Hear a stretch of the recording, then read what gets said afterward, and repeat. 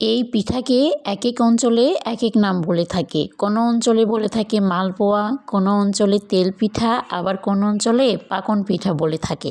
আমাদের অঞ্চলে এই পিঠাকে পাকন পিঠা বলে থাকে। তো চলুন আজকে আমি আপনাদের সঙ্গে পারফেক্ট পাকন পিঠার রেসিপি শেয়ার করব। আসসালামু আলাইকুম everyone, welcome to my channel. খুব সহজে এবং পারফেক্টভাবে এই পাকন পিঠা তৈরির রেসিপি দেখতে চাইলে আপনারা আমার সঙ্গেই থাকবেন। চলুন তাহলে রেসিপিটি আমরা শেয়ার করি। এই রেসিপিটি তৈরির জন্য আপনার যা যা উপকরণ লাগবে, প্রথমে আমি এখানে 1 কাপ পরিমাণ মতো চালের আটা নিয়ে নিলাম। তার সাথে হাফ কাপ পরিমাণ ময়দা, আর এখানে আমি 1 কাপ গুড়ের সঙ্গে 1 কাপ পানি মিশিয়ে আগে থেকে জাল করে নিয়ে নিছিলাম। জাল করে নেওয়ার পরে গুড়টা একটু ঠান্ডা করে নিতে হবে, একেবারে গরম থাকা অবস্থায় দেওয়া যাবে না। এখানে আমি খেজুরের লালি গুড় ব্যবহার করেছি, আপনারা চাইলে দানা গুড় দিয়েও এই পিঠাটি তৈরি করে নিতে পারবেন। তার জন্য আগে আপনাকে গুড়টি ভালো করে জাল করে গলে নিতে হবে, তারপর এই পিঠার আটার সঙ্গে ব্যবহার করতে হবে। আমি গুড় এবং আটার মিশ্রণটি ভালোভাবে হাত দিয়ে মেখে নেব। আপনারাও চেষ্টা করবেন এটা ভালোভাবে হাত দিয়ে মেখে নেওয়ার জন্য।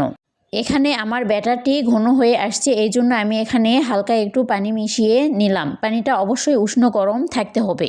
ব্যাটারটির ঘনত্ব এইরকম হবে। আমার ব্যাটারটি রেডি। এটা আমি এখন ঢাকনা দিয়ে আধা ঘন্টার জন্য রেখে দিব। আপনারা চাইলে 10 মিনিটও রাখতে পারেন। আধা ঘন্টা পর আমি চুলায় একটা কড়াই বসিয়ে ওখানে একটু বেশি করে তেল দিয়ে দিব। তারপর তেলটা গরম হয়ে আসলে আমি পরিমাণ মতো ব্যাটারটি দিয়ে দিব। আমার ব্যাটারটি দিয়ে দেওয়ার কিছুক্ষণের মধ্যেই দেখেন পিঠাটি একদম ফুলে উঠেছে।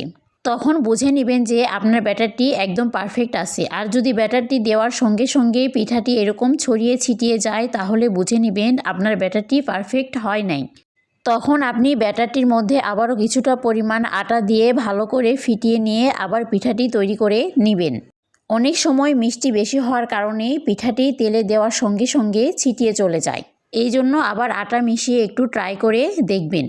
আমি আপনাদেরকে আবারও একটি পিঠা ভেজে দেখাচ্ছি। পিঠা ভাজার সময় অবশ্যই চুলার আঁচটা ঠিক রাখতে হবে। চুলার আঁচ যদি কম থাকে তাহলে পিঠা কিন্তু কখনোই ফুলবে না।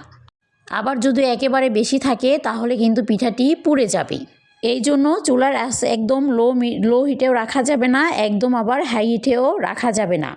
মিডিয়াম হিটে রেখে আপনি এই পিঠাটি ভেজে নিতে হবে। একটা পিঠা ভাজা হয়ে গেলে আপনি পিঠাটি একটু ভেঙে দেখবেন যে পিঠার মাঝখানে কাঁচা আছে কি না। যদি পিঠার মাঝখানে কাঁচা থাকে তাহলে আপনাকে আরও ব্যাটারটির মধ্যে একটু গরম পানি দিয়ে আপনি ব্যাটারটি আবারও ভালোভাবে ফিটিয়ে নেবেন। ব্যাটারটির ঘনত্বর কারণে পিঠার ভিতরে কিন্তু কাঁচা থেকে যায়। এইভাবে একটু দেখে শুনে পিঠা তৈরি করলে আপনার পিঠাটি একদম পারফেক্ট হবে। আর সবগুলো পিঠা এরকম ফুলকো ফুলকো হয়ে থাকবে। এই পাকন পিঠা কিন্তু শীতকালে খেজুরের গুড় দিয়ে খেতে অনেক মজা লাগে। আপনারাও খুব সহজে এইভাবে বাসায় পাকন পিঠা তৈরি করে নিতে পারবেন, কোনো রকম ঝামেলা ছাড়াই। আমার এই পাকন পিঠার রেসিপিটি যদি আপনাদের কাছে ভালো লেগে থাকে তাহলে সবাই অবশ্যই আমার চ্যানেলটি সাবস্ক্রাইব করে দিবেন। সবাই ভালো থাকবেন, সুস্থ থাকবেন। আল্লাহ হাফেজ।